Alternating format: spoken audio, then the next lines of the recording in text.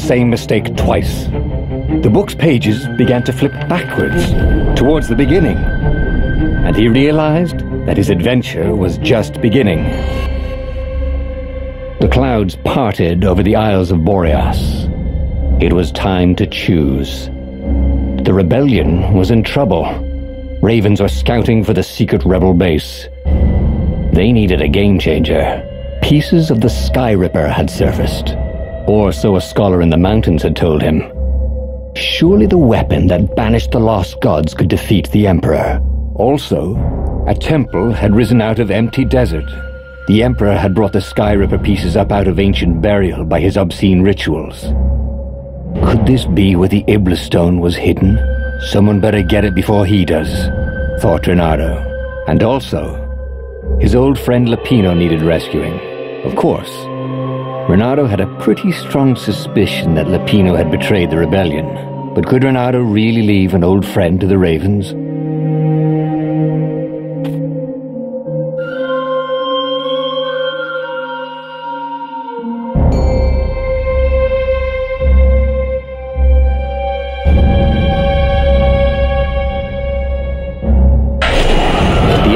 Was windswept desert.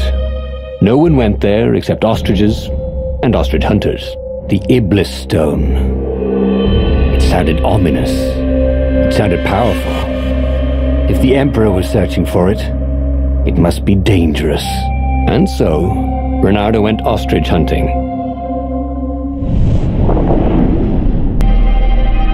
Every child could sing verses about the Sky Ripper. But ancient codices held hints of other things. A stone that ate souls. A ruby that drank blood. A jewel only a righteous man could give away. Were all these things the Iblis stone? Long hidden in the buried temple? Another ancient item that was only resurfacing now? Drawn up from the deeps by the Emperor's horrific rituals? Who made all these ore chests anyway? Well, you could have quite a business doing that.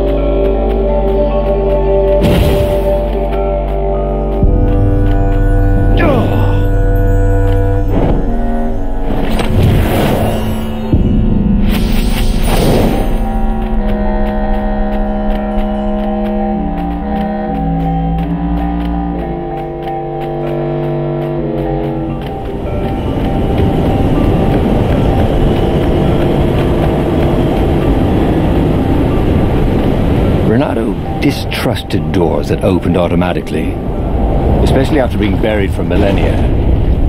Was this some sort of trap?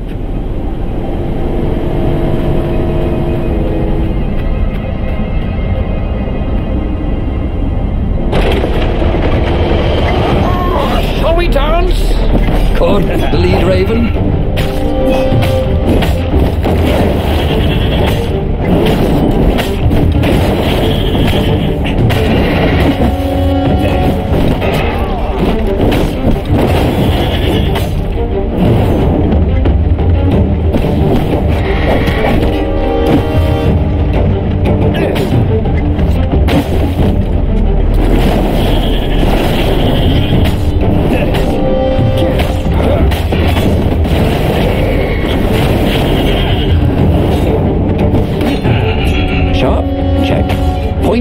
Check. Flexible. Check. Well, it's in it. Ravens were already here, cawing in frustration. They were still searching for a way in. Good. Then he hadn't come too late.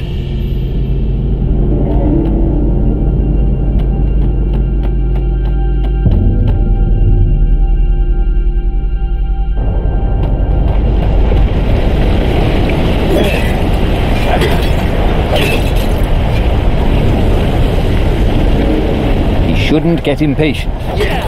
He needed to take the time to figure out what all his experience had brought him.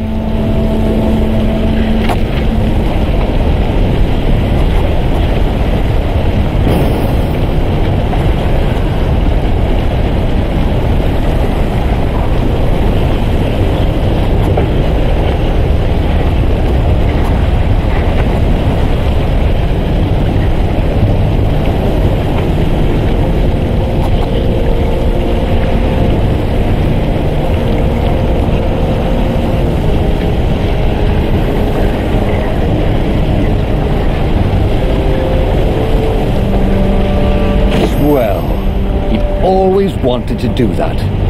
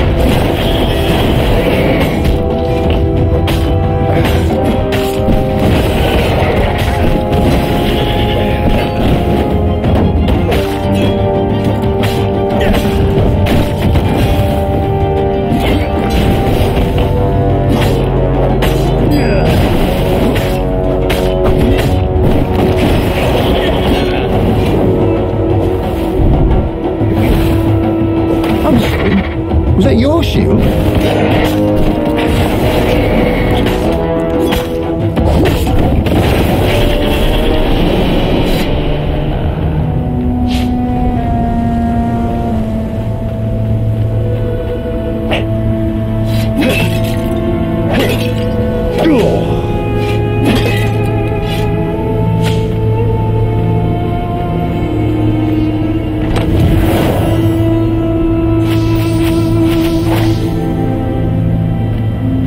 He needed some way to break the ice with this wall, so to speak.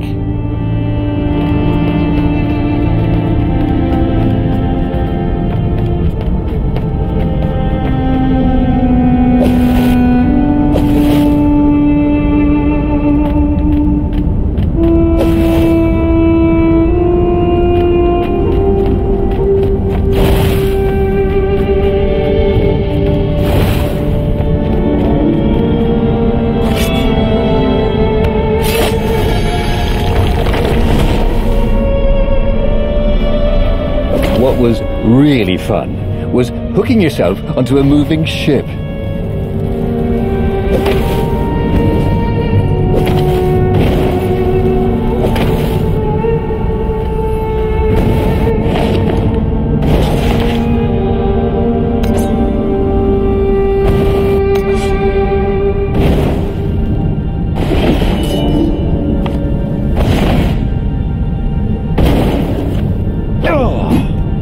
I hoped his mother wasn't watching.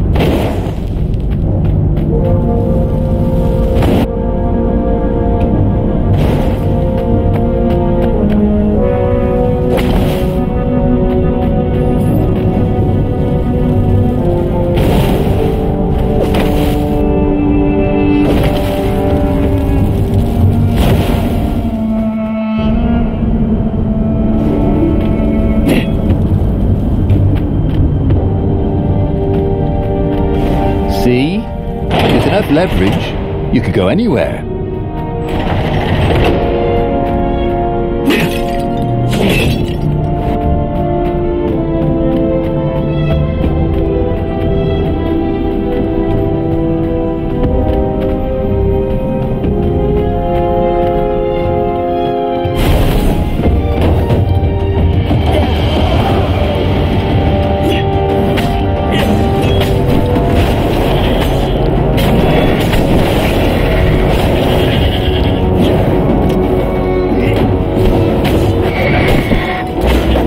Were really very well made, weren't they?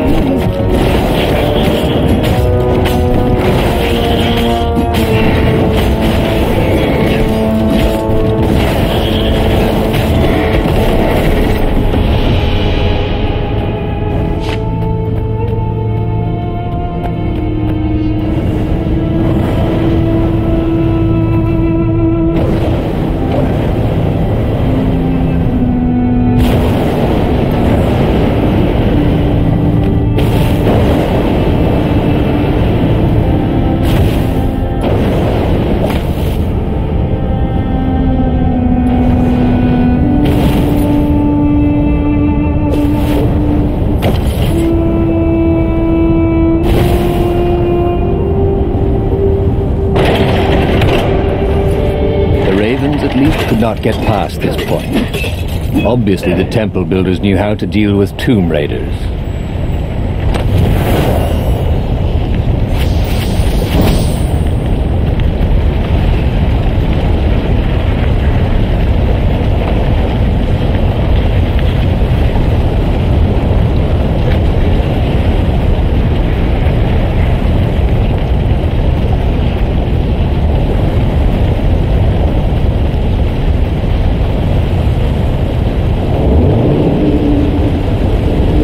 Renato had always wanted a flying carpet. This was more like a flying tabletop, but it would do.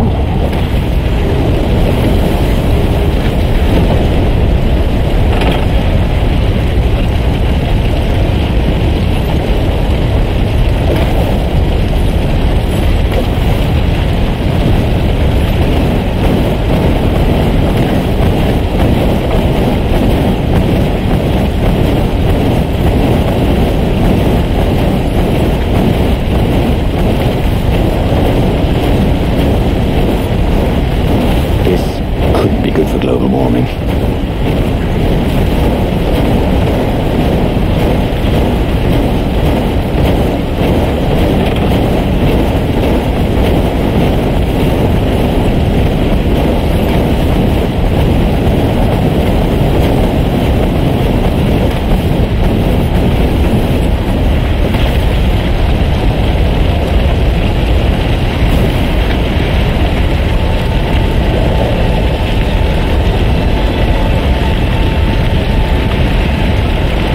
Stone of the purest blackness.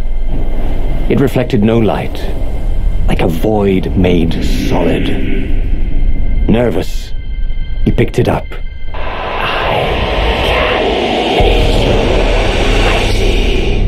Who said that? It was the stone. Eager, thirsty.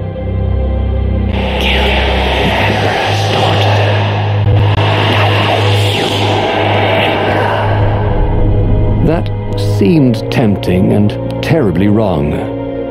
Zenobia was the Emperor's greatest general and a potent witch, but they had been close once, and Renato wasn't sure he really wanted to be Emperor. Why not capture the core of Skyripper instead? It was the eye of a lost god torn out by the transcendent Emperor to power his greatest weapon. "It's the core," said the stone anxiously.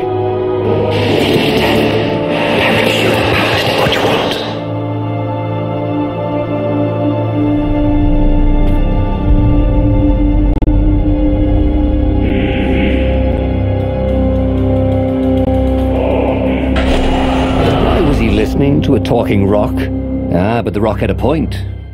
If the stone could truly turn him into a powerful warrior, he could defeat the Emperor with the very weapon the wicked old toad had sought for himself. To be a hero, you had to sacrifice old friends sometimes, especially when they've become enemies.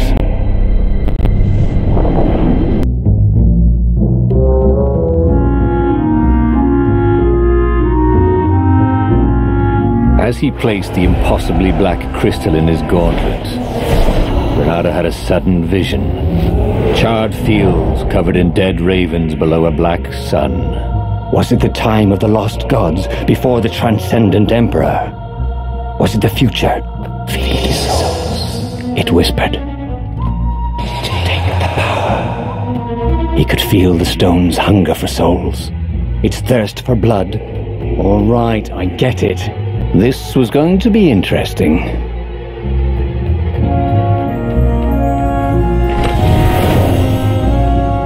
I wonder what I could make with all these sword crafting materials, thought Renato.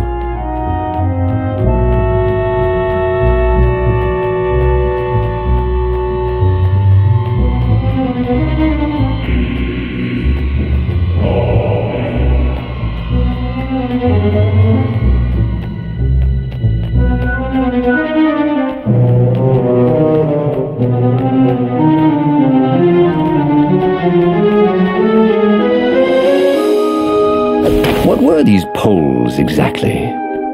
Parking meters from the time of the lost gods?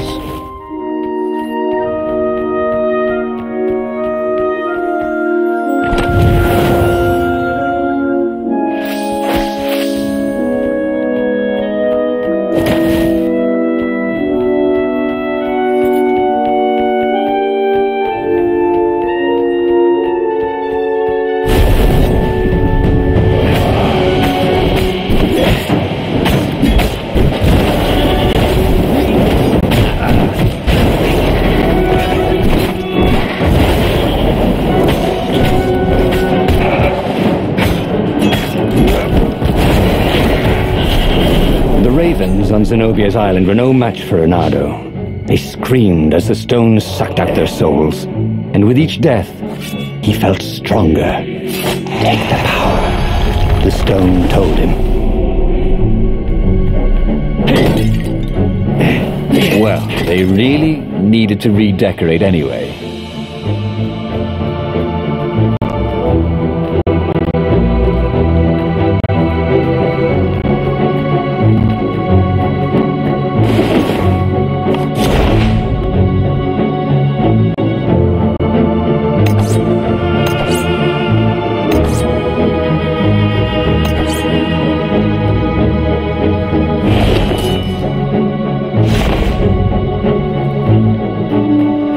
Firewalls only let you through if they think you're hot enough.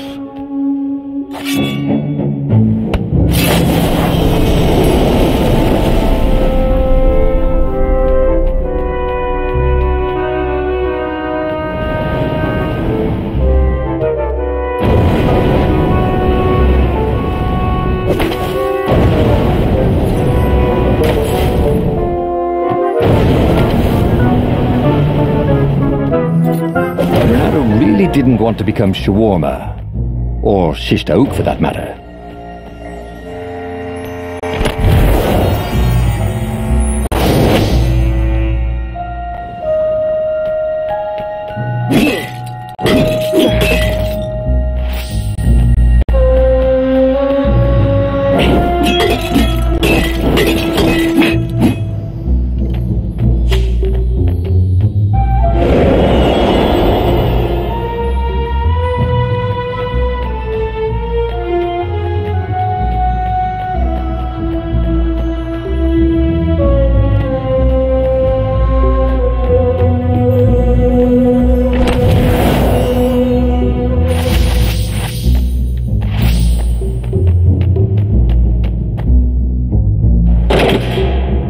Zenobia was leading the Imperial Ravens here. She loved to be in the vanguard, where the danger was, where she needed her wits.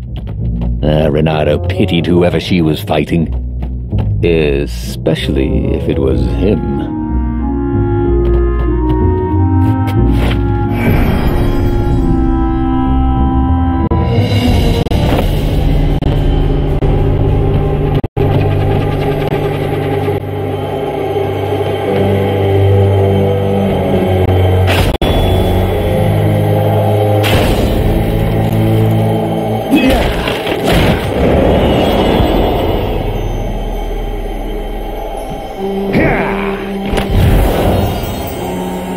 This one looked familiar. Had he lost this one in a card game? Welcome back, he thought.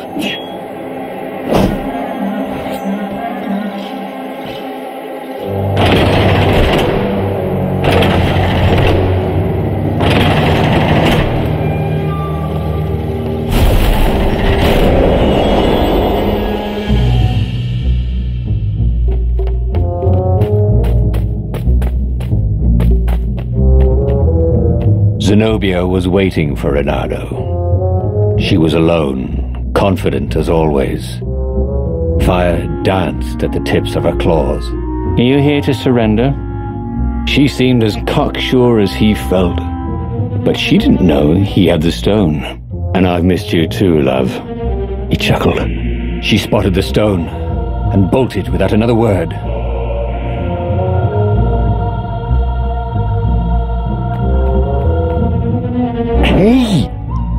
Hey, a workbench!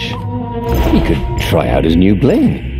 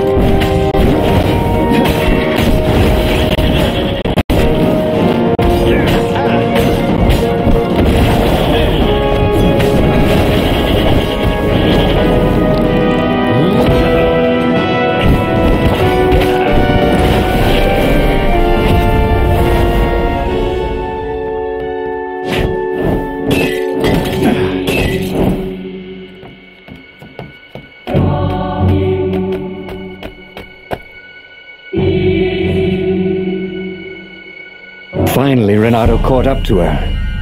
He had never seen her scared before. At school, she'd been the determined, brave one. Now her eyes were wide, frightened. He didn't like seeing her this way. Kill her, whispered the stone. You cannot win your rebellion without it. Please. No, said Zenobia. Not that way. Oh, they had been so close once. Could he really feed her soul to his demonic gem? But if he spared her, he would not get the full power of the stone. Oh, how could he be the hero he wanted to be?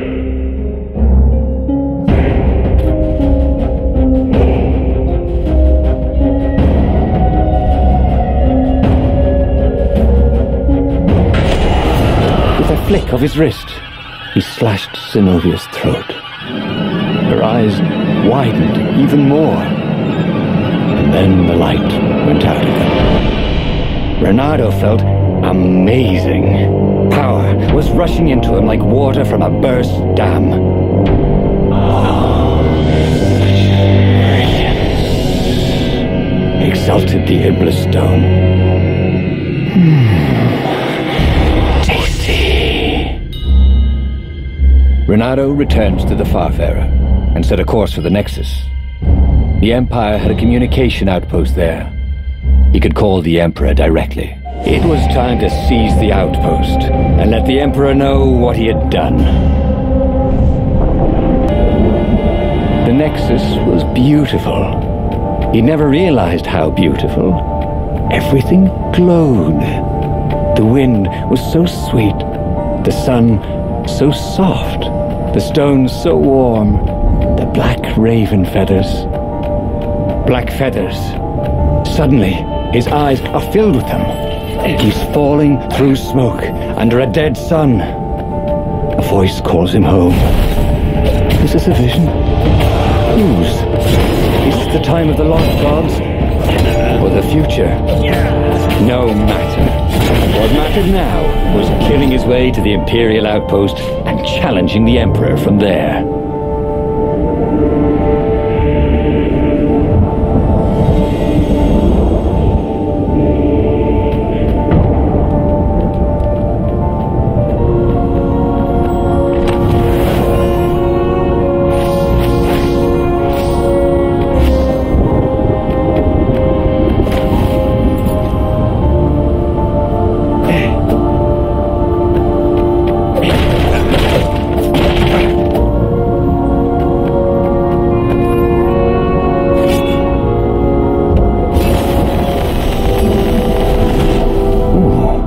There.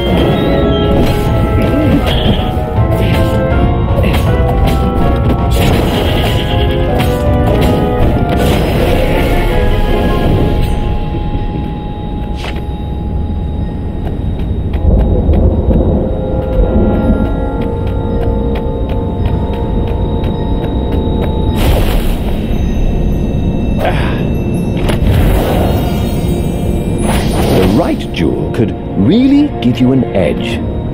The wrong, well, it still looked pretty, didn't it?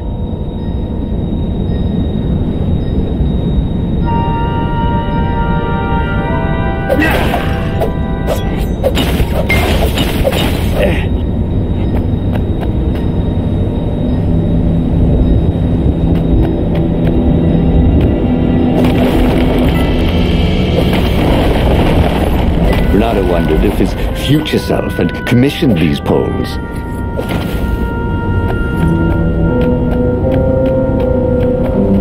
Up ahead was Lapino. What was he doing here? Bernardo! Hey, buddy! Hey there, old buddy! Please don't kill me! Why would I kill you? Asked Bernardo, although he had been thinking about it. Well, you've become... I mean, no disrespect at all here. Kind of evil? Maybe you should, I don't know, go to the mountains to have a think? See if maybe you're sure the stone is not all that healthy a thing to keep? I suppose you wanted, Renato said, and poked Lapino in the chest for emphasis. Oh, had he just killed Lapino? Oh, damn it.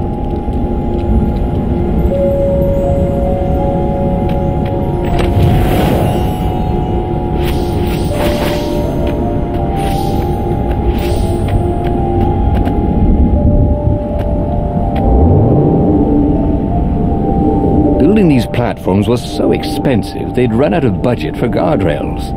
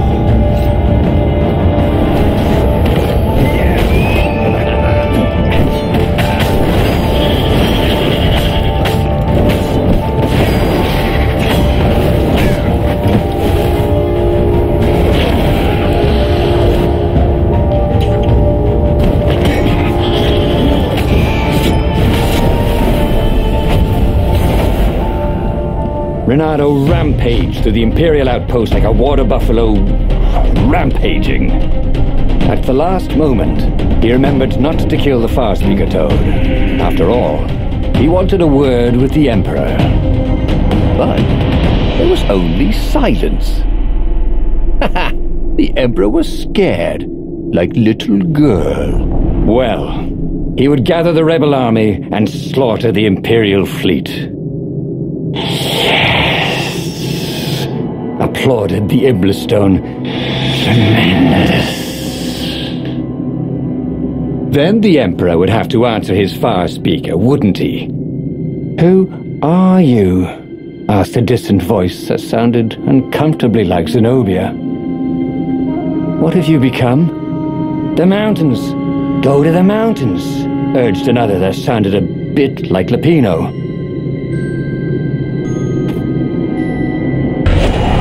Renato called the rebel council to let them know to gather their forces. Then he killed the Farspeaker Toad. Why? Well, because to make sure his sword was sharp. Oh no, that's awful. So no one else could use it. Yes, that's it. Then he set off for the ruins and the secret rebel base.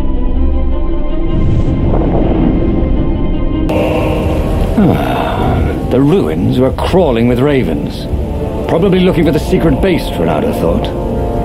But then he realized they're probably looking for me. They must be very scared of me. Well, here I am. You are the honest warrior ever, whispered the Iblistone. And he had to agree with it, for once. Who was as good as Renato?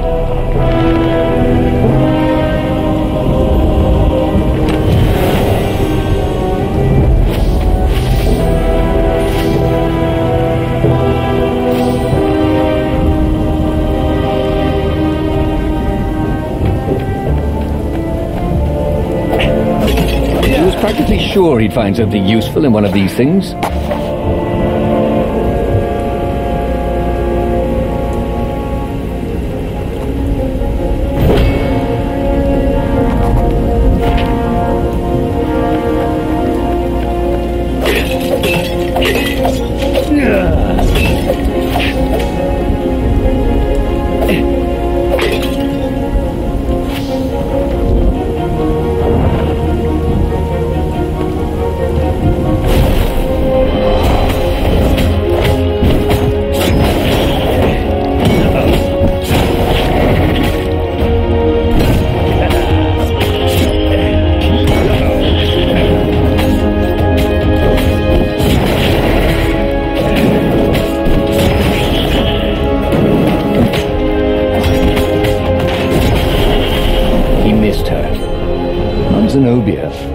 Hypatia, the kid's mother. Renato had never thought he'd date a librarian. He'd always figured himself for the barmaid type. But then, he'd never figured the library of Ubar would have comic books, or that Hypatia would know anything about them. He missed her.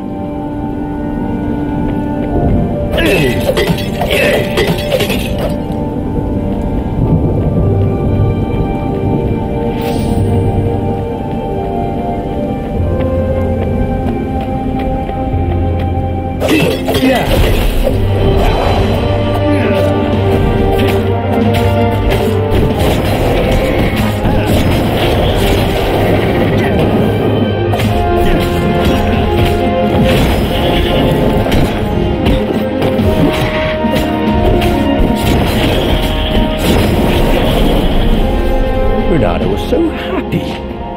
The stone was the best friend he'd ever had. Really? Who would bury such a treasure in the desert? Soon, he'd go rally the rebellion and usher a new age for the islands of Erda. Renato checked to make sure his sword was still working. Yep.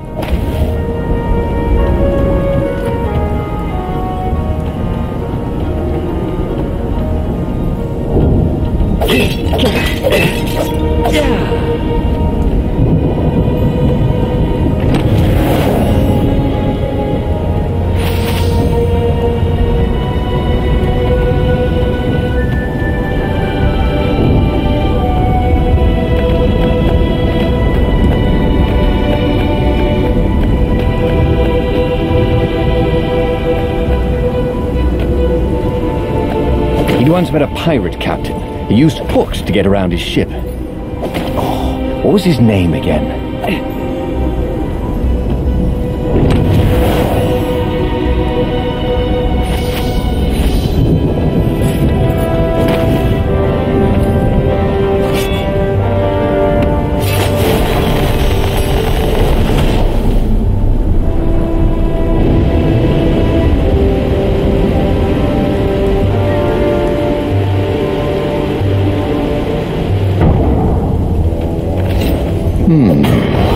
Where did that go to?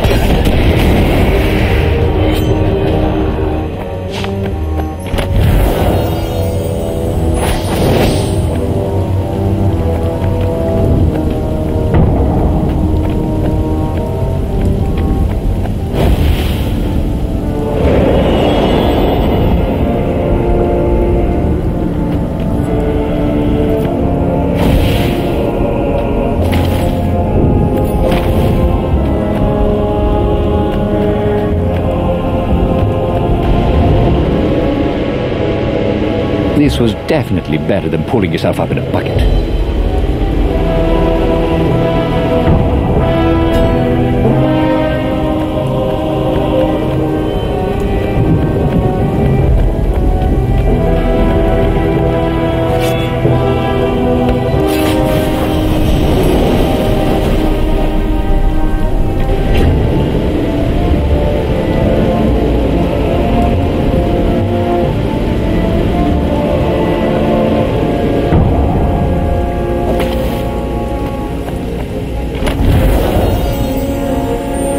Remembered when he'd first stolen one of these. Good times.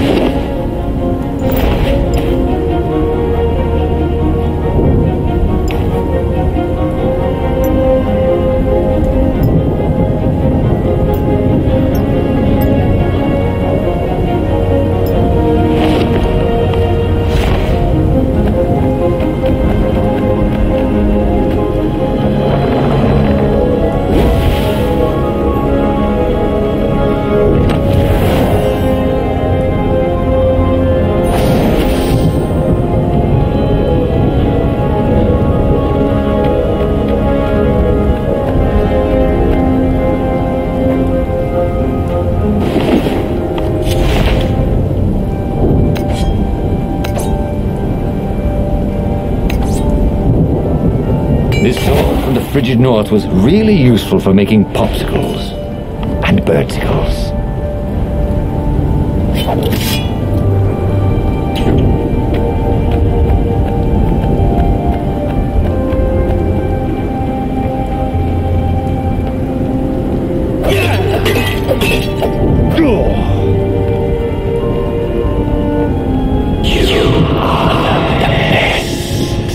Urged the stone.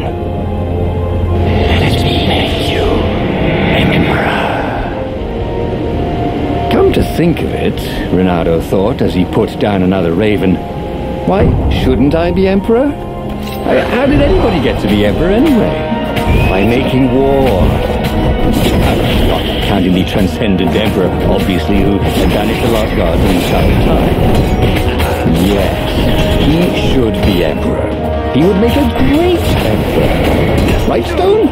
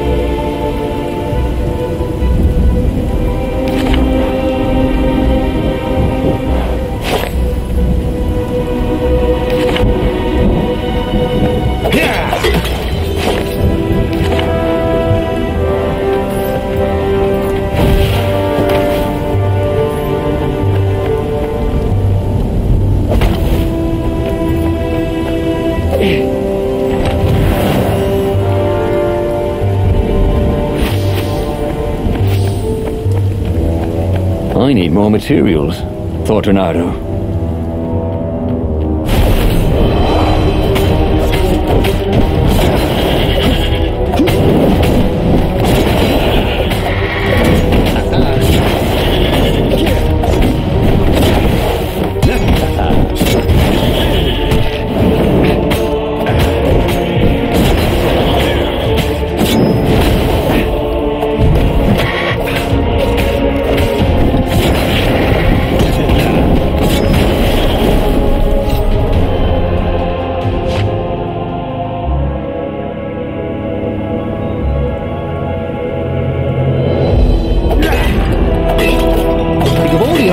He was creating employment for. Truly, he was a job creator.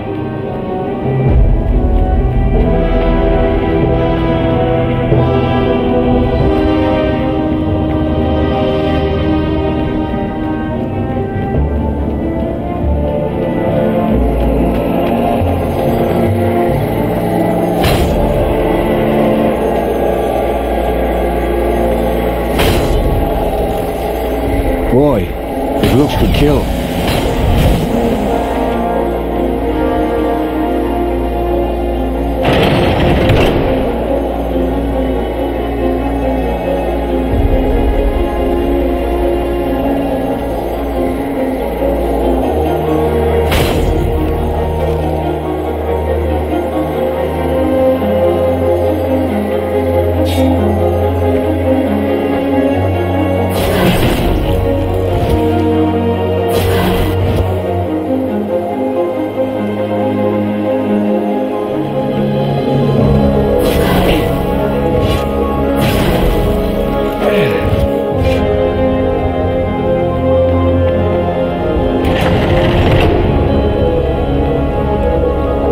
Stairs.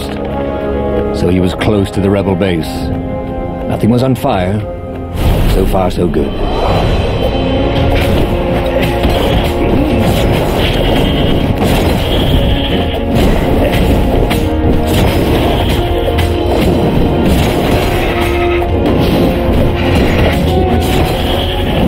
Oh, he really wasn't making a dent in those shields.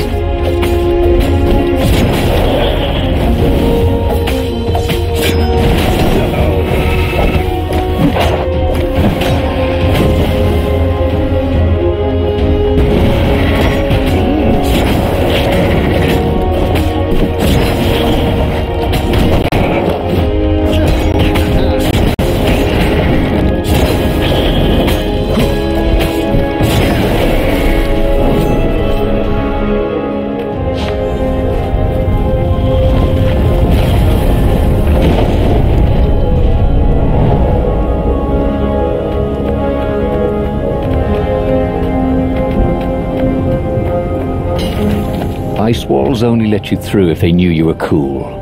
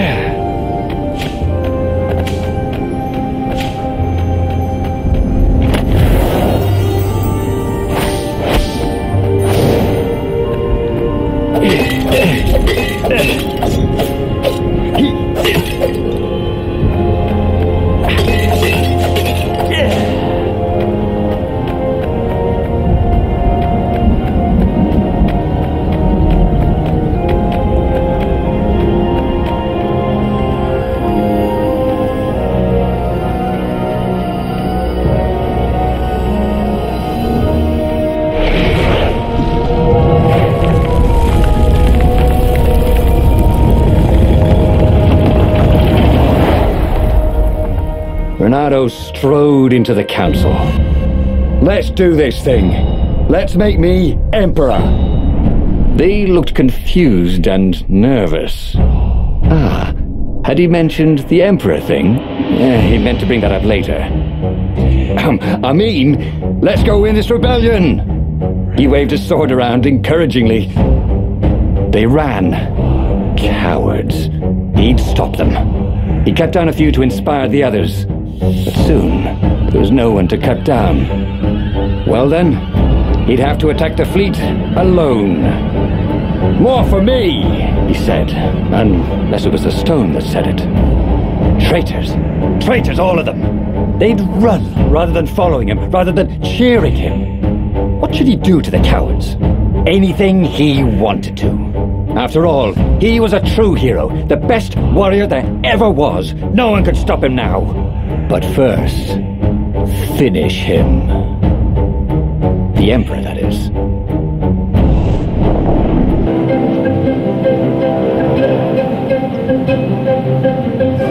Where was the rebel fleet? They weren't even trying an assault. They were going to miss a day in history. The downfall of this dynasty, and a new one to take its place. He didn't have to kill all the ravens. He could enslave them, and enslave the toads too. All the animals would worship him as a god, for he had once been a god. They would willingly give him their blood and their souls. And the world would change, would become familiar again.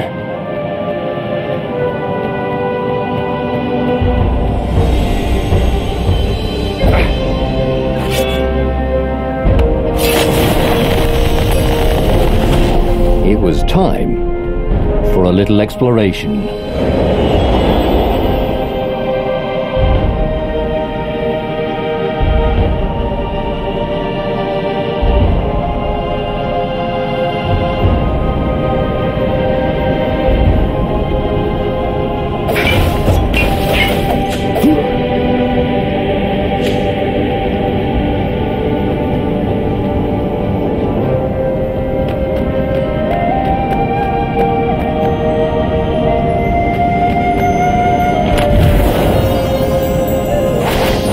Sensed the jewel's power. He had a feeling they were going to be great friends.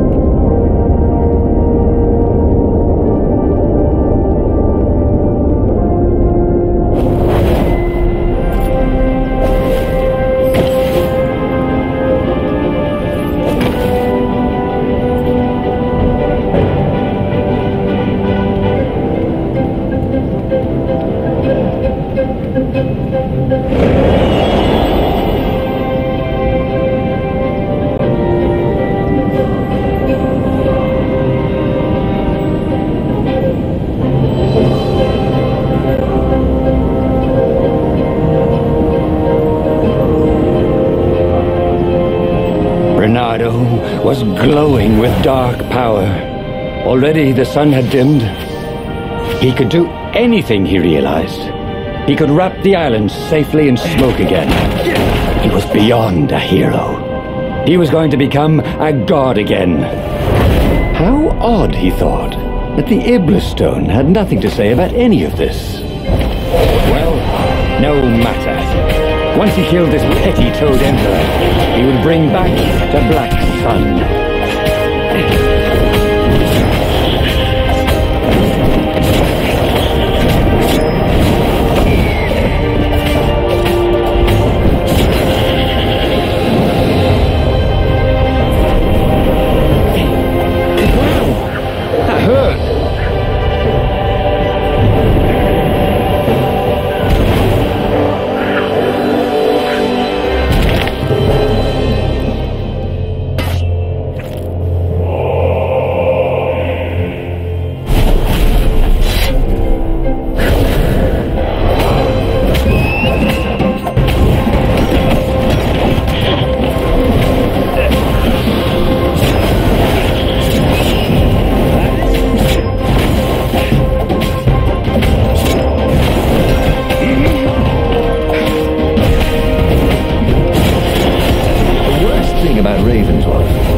Any loot, and no one ever wanted the feathers.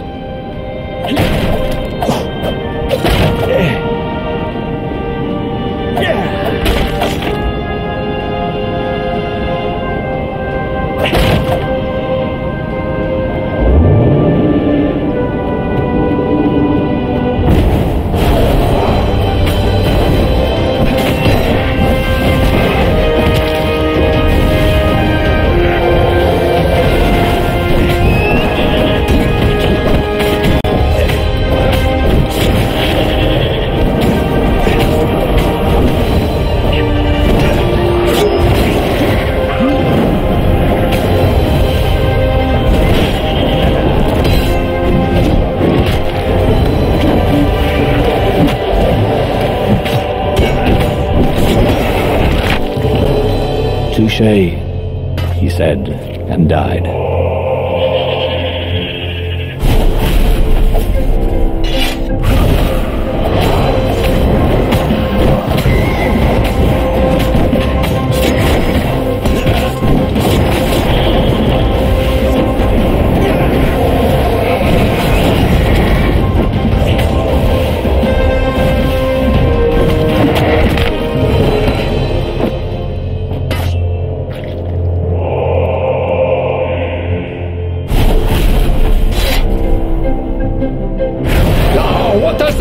Say, asked one raven.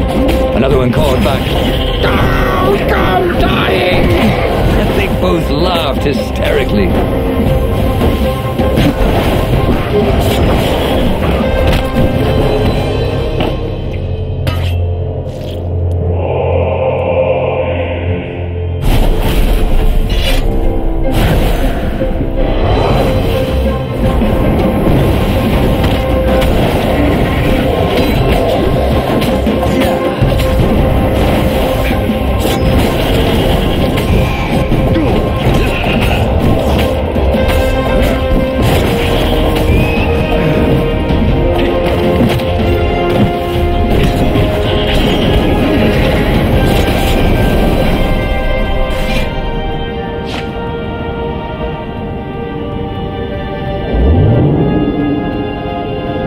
There were stickers all over the platform for the hot lady foxes, with pictures and addresses and everything.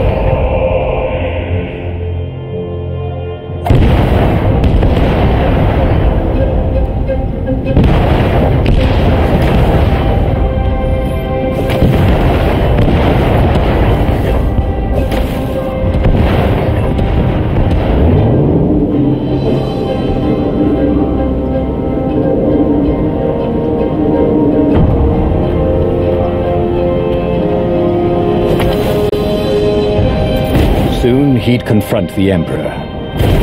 Funny that this whole war had come about because the Emperor feared death. And now it was coming for him. There was some sort of lesson there, wasn't there?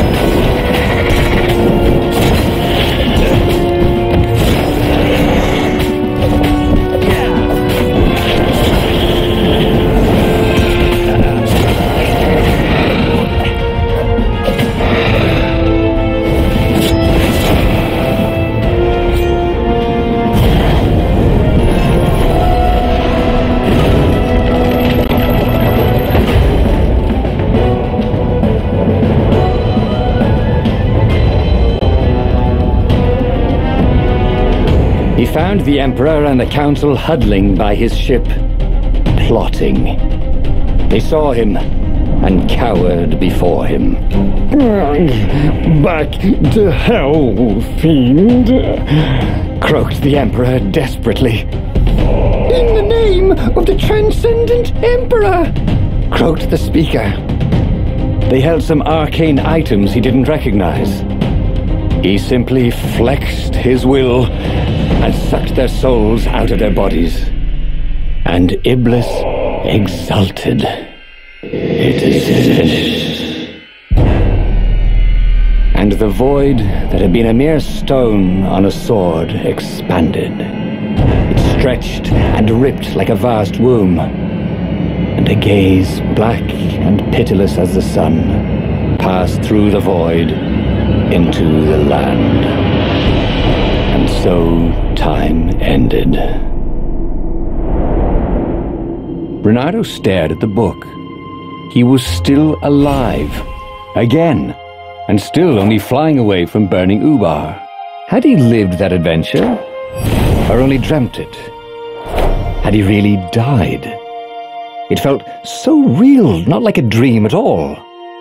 And he'd lost again. Oh, he hated that.